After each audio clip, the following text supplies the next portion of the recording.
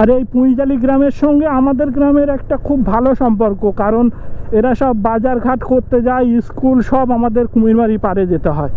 এই যে এই মন্দিরটার কথা বলছিলাম, কারণ এই পারে কোনো হাই স্কুল নেই, এদের সেই যেতে হয় আমাদের কুমিরমারি বা ওদিকে আমতলি। আমতলিটা অনেকটা দূরে হয়ে যায়, সেই তুলনায় হচ্ছে কুমিরমারিটা কাছে। এখানকার ছেলে মেয়ে সব ওপারে যায় খেয়া পার হয়ে, আর একটুখানি হাফ কিলোমিটার মতো গেলেই হচ্ছে খেয়াঘাট।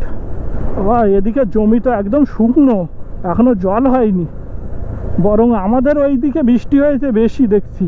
শুধু যদি বাড়িতে যেতাম তাহলে আমি বাইকটা এপারে রেখে যেতাম, গিয়ে ওপারে হচ্ছে ভ্যান বা টোটো ধরে নিতাম, কিন্তু আর একটু দূরে যাব তো, বাড়ি থেকেও একটু নদীর সাইডে যাব, মধু আনতে তো একটু দূরে যেতে হবে, বাড়িতে তো মধু রাখে না। এসে গেছি, এই বাঁকটা ঘুরলেই হচ্ছে খেয়াঘাট। এটা হলো পুঁইজালি খেয়াঘাট।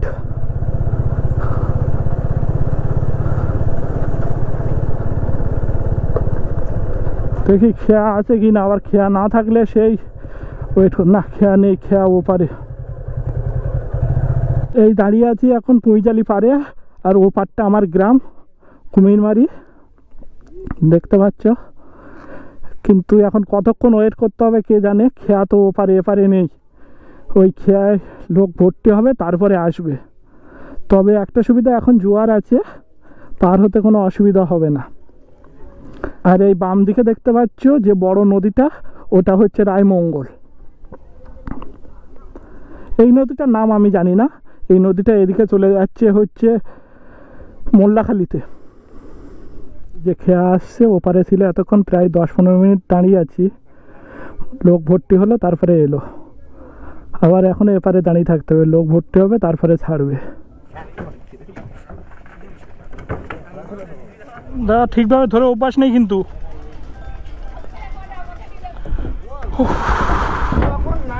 তুলে নিলাম, এবার নামানোটা আবার একটা চ্যালেঞ্জিং বিষয়। এখন জোয়ার আছে তো ওই জন্য খুব বেশি অসুবিধা হয়নি তুলতে, তো ভাটার সময় খুব অসুবিধা হয়ে যায়। জোয়ার কটা অবধি থাকবে? জোয়ার 12টা, 12:30 একটা অবধি থাকবে। একটু আগে একটা নদী পার হতে দেখলে, ধামাখালীর নদী, এই আর একটা নদী আবার পার হচ্ছি। যদি ধামাখালী থেকে বোটে আসা হয় তাহলে ওই বড় নদী দিয়ে আসতে হবে, আর বড় নদীতে আমাদেরই আসতে এখন ভয় লাগে। এই পথে একটা জায়গা রয়েছে কলাগাছিয়া মুখ বলে, 3-4টে নদীর সংযোগস্থল, মানে ওই জায়গাটা খতরনাক জায়গা, সারা বছরেই ঢেউ হয়, আর একটু তো ঝড় বৃষ্টি হলে কথাই নেই। তো তোমরা যারা এই বর্ষাকালে তো অনেকে ইলিশ উৎসব করতে সুন্দরবনে আসছো, একটু ভাবনা চিন্তা করে এসো, অনেকটাই কিন্তু রিস্ক। এই ইলিশ উৎসব এইটা লাস্ট কয়েক বছর শুরু হয়েছে দেখছি, আগে বর্ষাকালে সুন্দরবনে কেউ আসতো না, যদিও সুন্দরবন অঞ্চলে ইলিশ পাওয়া যায় না, সেই কলকাতার দিক থেকে ইলিশ কিনে এনে এখানে ইলিশ উৎসব করে। এখানে একটা বন্ধুর দোকান আছে, ওখানে একটু বসবো 15-20 মিনিট, তারপরে যাব। ছাড়বে না ভালো।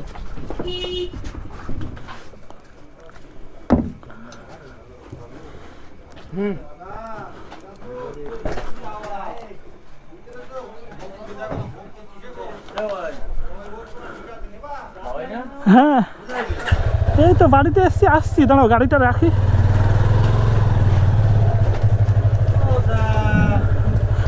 নমস্কার নমস্কার।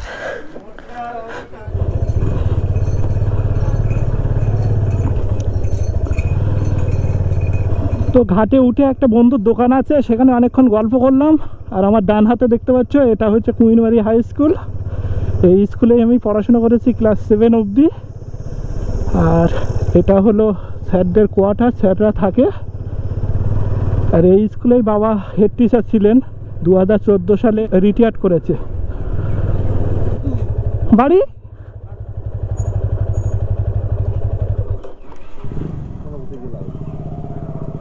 এখন বাড়িতে আসলে? হ্যাঁ ভালো আছে, মাও ভালো আছে। ওই ঘাটে ছিল পবিত্র দোকান।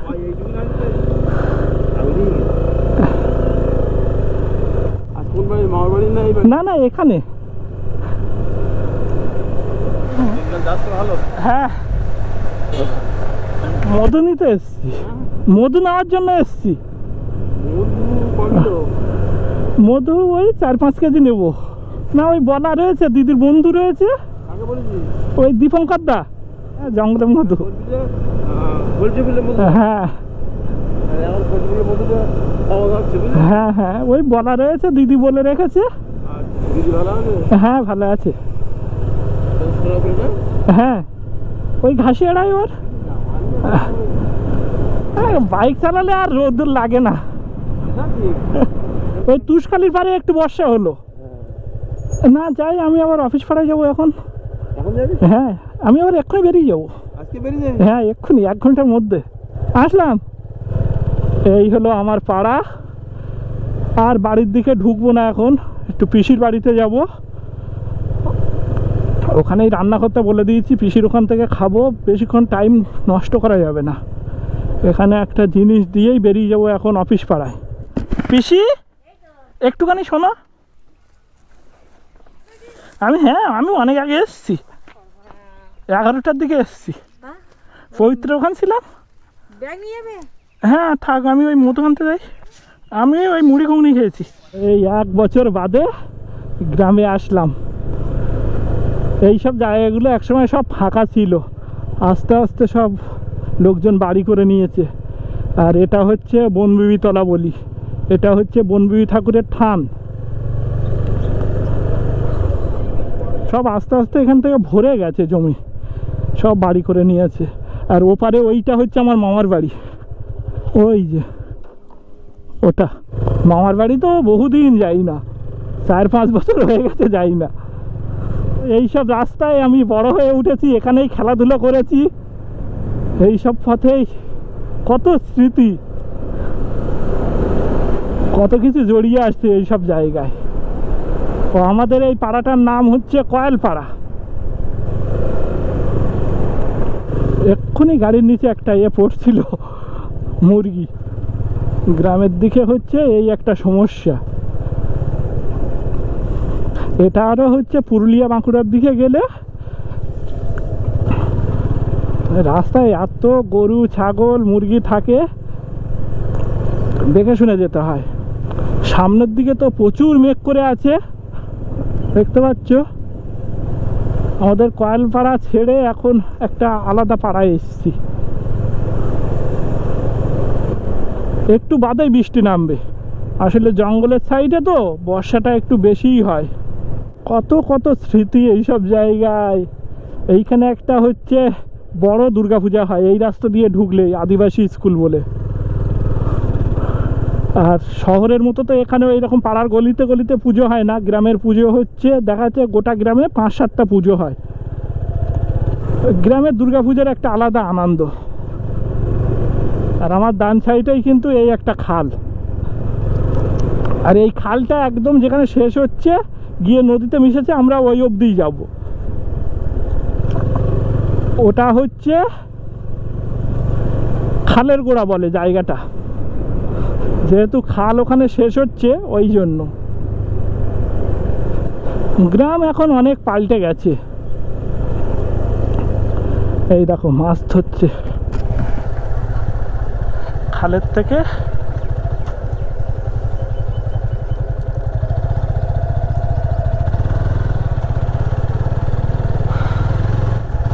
গ্রামে আসলে এইসব দৃশ্য দেখতে পাবে।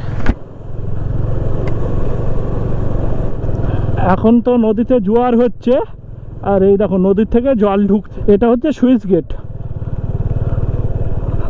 তো এই গ্রামে জল পাস করায় হচ্ছে এই জায়গা থেকে, দেখছো এই জল ঢুকছে। আর এখানে এসে খালটা শেষ হয়ে যাচ্ছে, ওই জন্য এর নাম হচ্ছে খালের গোড়া। আর এরপরেই কিন্তু নদী।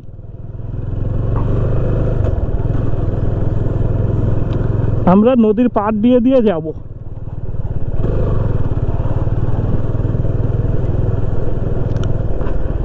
তোমরা যে সুন্দরবনে ঘুরতে আসো, এটাই হচ্ছে সেই সুন্দরবন।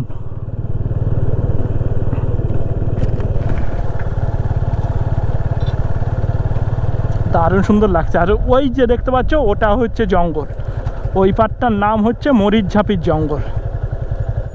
এখানে একটা ছবি তুলতে হবে, দারুণ ছবি আসবে। একদম নদীর কানা দিয়ে যাচ্ছি, আর ও পাটটা কিন্তু নাম হচ্ছে মরিচঝাপি। তো এই মরিচঝাপির নাম তো অনেকেই জানো যে মরিচঝাপির একটা বিশাল ইতিহাস আছে, তো সে কথায় আর যাচ্ছি না, ওটা একটা বিতর্কিত অধ্যায়।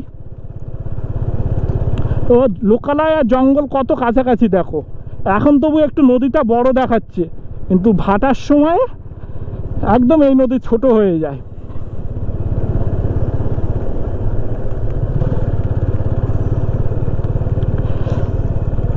আর এইখানে এই যে নৌকাগুলো রাখা, এগুলো সব হচ্ছে বাগদা ধরার নৌকো, মানে যে বাগদা চিংড়ি আমরা খাই ওই বাগদার বাচ্চা ধরে।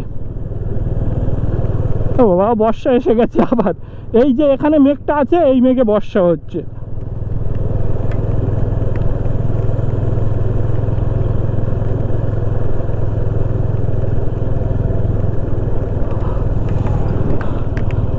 এইগুলো মনে হচ্ছে সব ফরেস্ট ডিপার্টমেন্টের বোর্ড দাঁড়িয়ে আছে।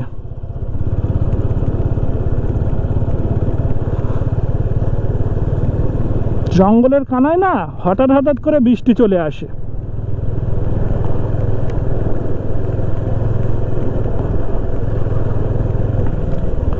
আর বাঁধের এপাশে দেখো কিছু ঘর রয়েছে, এদের জোয়ারের সময় কিন্তু উঠোন অবধি পুরো নদীর জল উঠে যায়।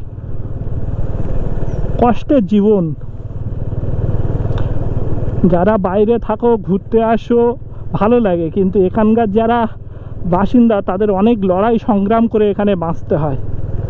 মাঝে মধ্যেই তো এখানে বাঘ পার হয়, মানে জঙ্গল এতটা কাছে, বুঝতে পারছো, যে কোনো সময় বাঘ পার হয়।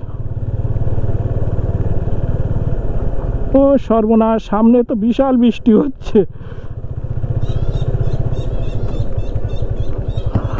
দেখো সামনে কি হারে বর্ষা হচ্ছে।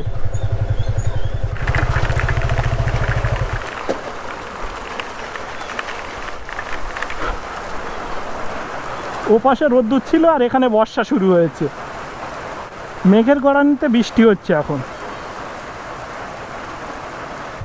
এত জোরে বর্ষা চলে আসলো। ভালো আছো?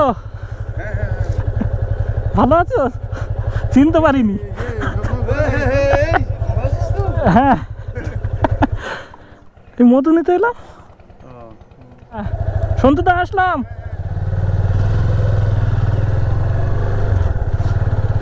তো এই সব গ্রামের সবার সঙ্গে দেখা। এরা আমাদের 1-2 ব্যাচ আগের পড়তো, সিনিয়র 1-2 ব্যাচের। একটু ওই ফরেস্টটা কোনা অবধি ঘুরে আসি, তারপরে এখানে ঢুকবো।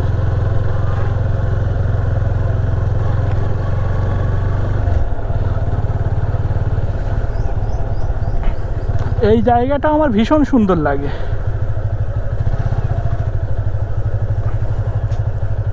এটা দেখো, এই বাগদা মাছ তো তুলছে সব।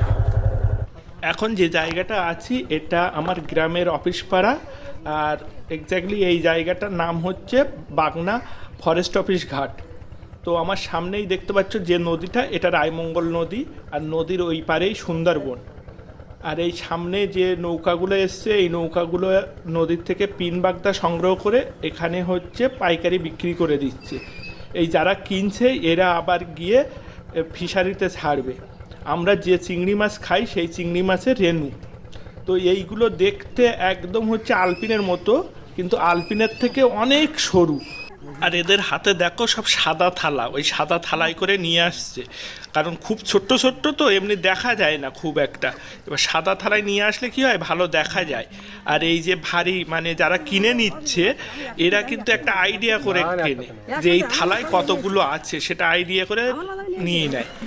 এখন বোধহয় দাম চলছে 1000 পিস বাগদার দাম 250 কি 300 টাকা। তো এখন দামটা অনেক কমে গেছে, এটা সময়ে সময়ে ওঠানামা করে।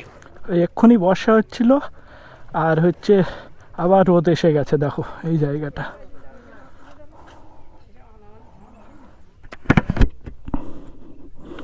তো ওপারটা হচ্ছে দেখো মরিচঝাপির জঙ্গল, আর এই যে নদীটা চলে যাচ্ছে এটা সোজা জঙ্গলের ভিতর দিয়ে গিয়ে সাগরে চলে যাচ্ছে। এখান থেকে ওই 2.5-3 ঘন্টা গেলেই সাগর।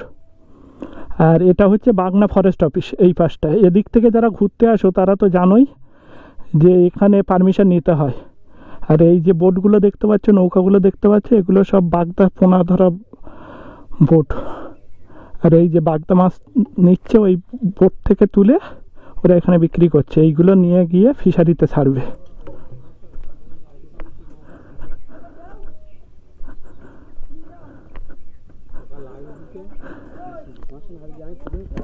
বাগদার পোনা না?